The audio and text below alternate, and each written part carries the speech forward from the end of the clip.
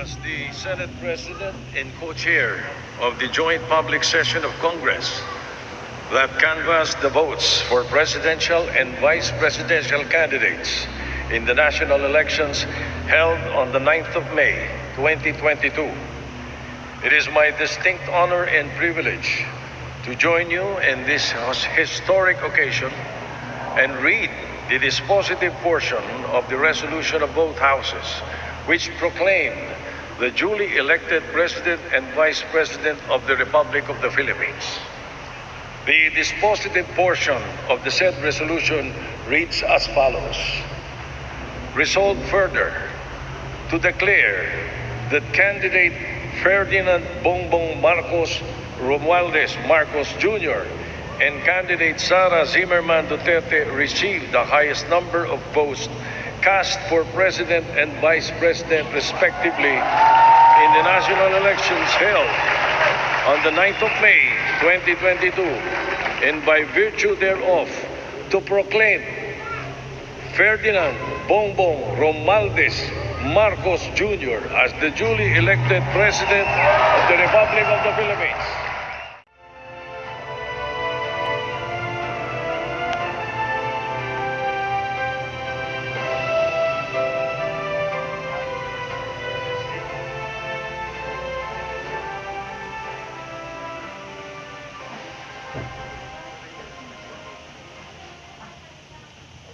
Mangyaring taas ang kanang kamay at wikain ang mga sumusunod.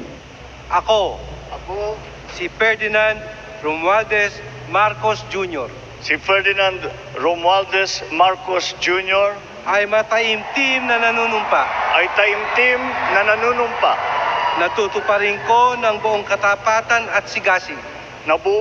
Natutuparin ko na buong katapatan at sigasig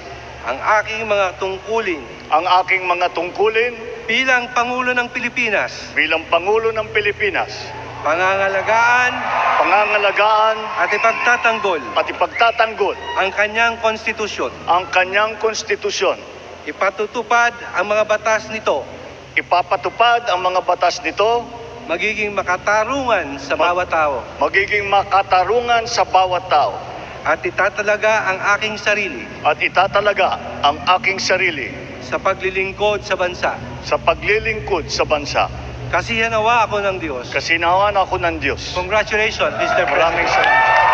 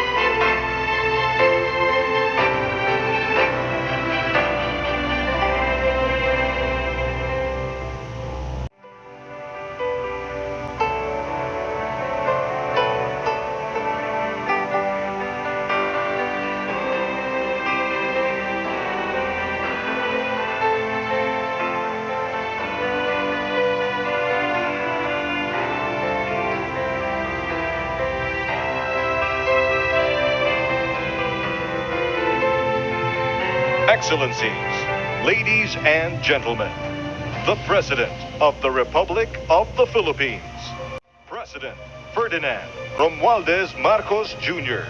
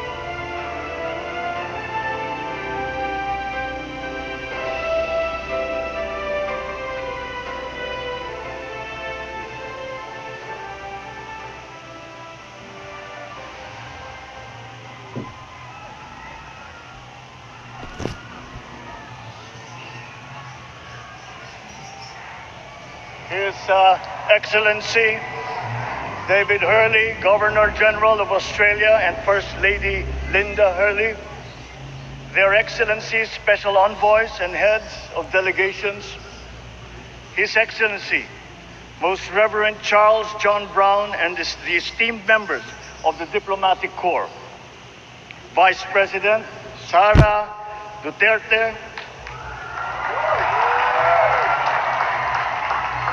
President Fidel Ramos, President Joseph Ejercito Estrada, President Gloria Macapagal Arroyo, Senate President Vicente Soto III, and the honorable members of the Philippine Senate, House Speaker Lord Alan J. Velasco, and the honorable members of the House of Representatives, Chief Justice Alexander Gesmundo, and the honorable justices of the Supreme Court, of course, First Lady Lisa Araneta, and my children, Alexander, Sandro, Simon, and Vincent. I cannot proceed without a special greeting, of course, to the former First Lady Imelda Romualdez Marcos,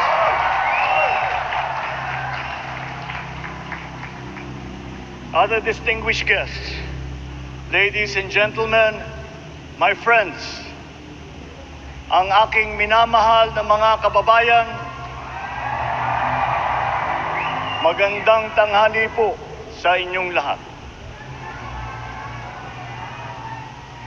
This is a historic moment for us all. I feel it deep within me.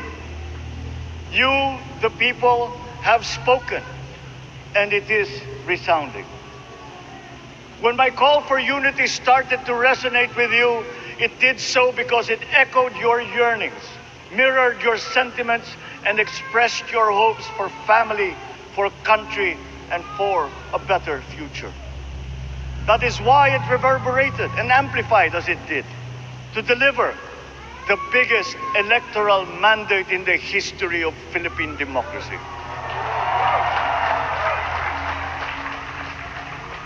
By your vote, you rejected the politics of division. I offended none of my rivals in this campaign. I listened instead to what they were saying. And I saw little incompatibility with my own ideas about jobs, fair wages, personal safety, and national strength, and ending want in a land of plenty. I believe that if we but focus on the work at hand and the work that will come to hand, we will go very far under my watch.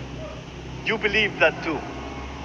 At pinakinggan ko ang tinig ninyo na ang sinisigaw ay pagkakaisa, pagkakaisa, pagkakaisa.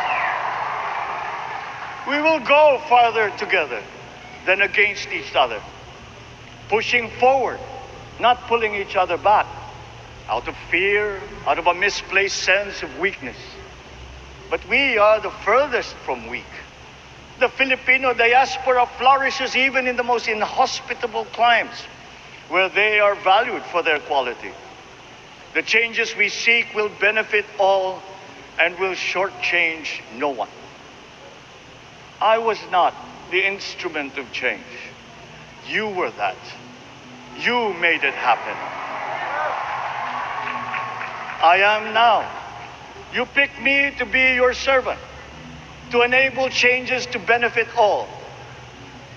I fully understand the gravity of the responsibility that you put on my shoulders.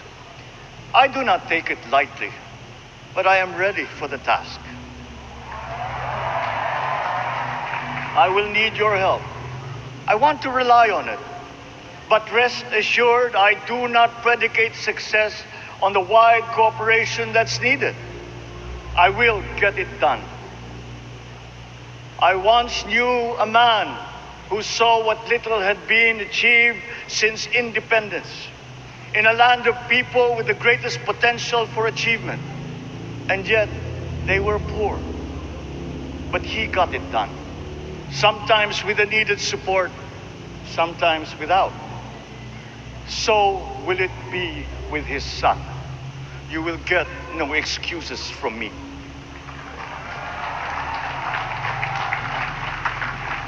I am here not to talk about the past. I am here to tell you about our future. A future of sufficiency, even plenty, of readily available ways and means to get done what needs doing. By you, by me. We do not look back, but ahead. Up the road that we must take to a place better than the one we lost in the pandemic. Gains made and lost, opportunities missed, well-laid plans superseded by the pandemic. Indeed, ours was the fastest growing economy in ASEAN by ways now outdated. We shall be again by a radical change in the way the world must now work to recover what we have lost in that fire and move on from there. We face prospects of the spread of the war abroad, of which we are totally blameless. We seek friendship with all. But our countries like ours will bear the brunt of it. And if the great powers draw the wrong lessons from the ongoing tragedy in Ukraine, the same dark prospect of conflict will spread to our part of the world. Yet, there is more out there. Like going forward by new ways of doing that the pandemic forces to adopt. A stronger resilience, quicker adaptability. They are our best prevention. They are our best protection. Quiet reflection in a rough and tumble campaign of a breadth and intensity never experienced revealed some of them, such as a willingness to listen despite the noise, the hesitation to quarrel over differences, and to never, ever give up hope of reconciliation. These gave me the peace to ponder deeper. There are hints of a road not taken that could get us out of here quicker to something better, something less fragile. There is also what you, the people, did to cope. But this time empowered by new techniques and more resources. You got by, getting some of what you needed with a massive government help. And for this, I thank my predecessor for the courage of his hard decisions. But there is a way to put more means and choices in your hands. I trust the Filipino. Imagine how much more you'd achieve if government backstops instead of dictating your decisions. Always there to pick you up when you fall. Giving what you need to get past a problem. Imagine if it invested in your self-empowerment to bring it closer to taking on whatever challenges come. Imagine a country that, in almost every sense, is you. Now imagine what you and government can achieve together. We did it in the pandemic. We will do it again. But again, I will not predicate my promise to you on your cooperation. You have your own lives to live, your work to do, and there too I will help. Government will get as much done alone without requiring more from you. That is what government and public officials are for. No excuses, just deliver. It was like that once upon a time.